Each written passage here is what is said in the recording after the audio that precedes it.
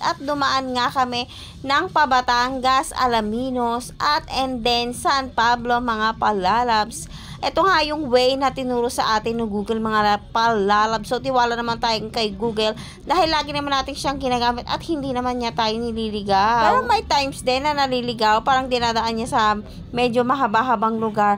Pero nakakarating pa rin naman talaga mga palalabs. At ayan na nga mga palalabs, habang nasa biyahe tayo, ayan kitang-kita nyo naman ang init. At tinanghali na nga kami ng gising niyan dahil wala talaga sa plano, biglaan lang ang lahat. At talaga naman pag biglaan ay mas natutuloy pa mga palalabs. Kaya yung mga drawing nyo dyan, wag nyo na masyadong planuhin. Pag may time kayo, gorables na mga palalabs. At update nga mga palalab, andito na tayo sa Santo Tomas, Batangas. Malapit-lapit na rin tayo mga palalabs. At ang pangalan nga ng pupuntahan natin mga palalabs ay Misinas Vanessa Farm and Resort. At nakita ko nga lang din to sa kaka-stroll ko sa FB. At talaga namang nagpunta kami dito ay talaga na-amaze ako dahil talagang napakaganda at napakalinaw ng tubig mga palalabs. At ayan na nga ang biyahe namin na may konting traffic. At kung gusto nyo nga rin pumunta dito mga palalabs, ayan, pag nakita nyo na yan yung lusod na pamilihan ng bayan ng Santo Tomas, ayan, stop mga palalabs, dire-diretso lang. Ang exact address nga pala niya mga palalab ay Santa Cruz, San Pablo, Laguna. Ayan.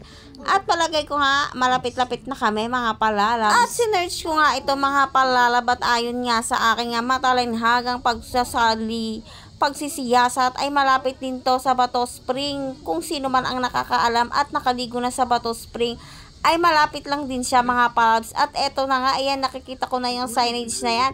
Ay liliko na dyan mga palalabs. At ingat nga lang dahil medyo rough road ang daan, hindi pa sementado mga palalabs. Pero carabels naman. Kaya naman sa mga nagpaplano dyan at nag-iisip kung saan pwedeng makapag-relax, makapag-unwind, makapag-getaway at na makapag-swimming mga palalabs, ay ano pang inaantay nyo?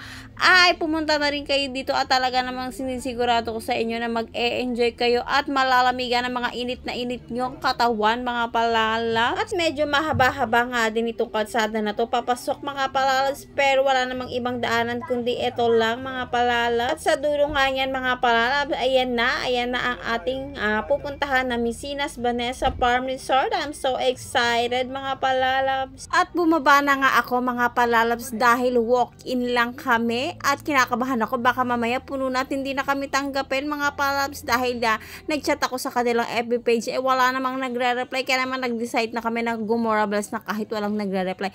And after nga ng mga meko sa information mga palalabs, ayan, at binigyan na rin nga kami ng table. Ayan nga palang table na yan ay worth 200 pesos mga palalab. At ang entrance nga dyan ay 60 pesos ang adult at 30 pesos sa bata mga palalabs. Ayan, kahit saan ka dyan pwedeng kang pumwesto, pwede ka dyan magtayo ng tent. Ayan.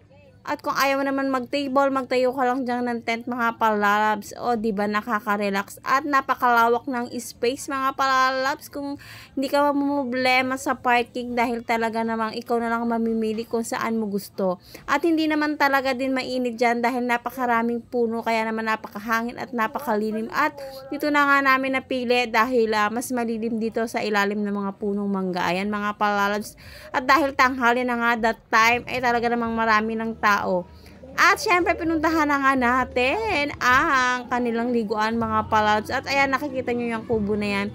Ayan ay ang mga cottage na 600 up to 1,500 ang rent dyan mga palalabs. At dahil di na nga tayo nakakuha ng kubo dahil tanghali na tayo, so doon na lang tayo sa mga table nila. O diba, okay na lang din yun mga palalabs. Ang importante ay nag-enjoy tayo at makapag-swimming tayo dahil talaga napakainit na ng panahon mga palalabs. Ayan, nakikita nyo yung mga tao. Ang daming tao mga palalabs kasi nga Sunday yan. Alam niyo naman pag Sunday, family day. At eto na ang exciting part mga palalabs. Bababain na natin ang kanilang water activities. Hindi ko alam kung anong tawag dyan, ilog or sapa. Basta mga palalabs, ang tubig na yan ay running water na galing sa bundok mga palalabs. At kitang-kita nyo naman napakasarap magtampisaw dyan dahil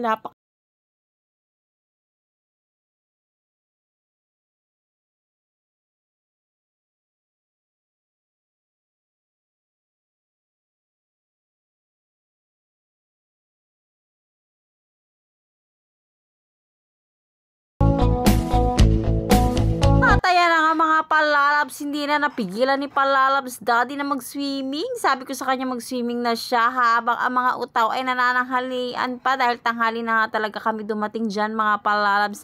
Dahil mamaya for sure after kumain ng mga tao magbababaanin at mag-swimming na yan. Ayan, habang wala pang masyadong tao ay take the opportunity na makapag-swimming mga palalabs. At ang swimming pool na nga ito mga palalabs ay merong pang adult at meron ding pang kids. Kaya naman hindi kayo mag-aalala na dalhin ng mga kids nyo dahil meron din silang sarili nilang pool.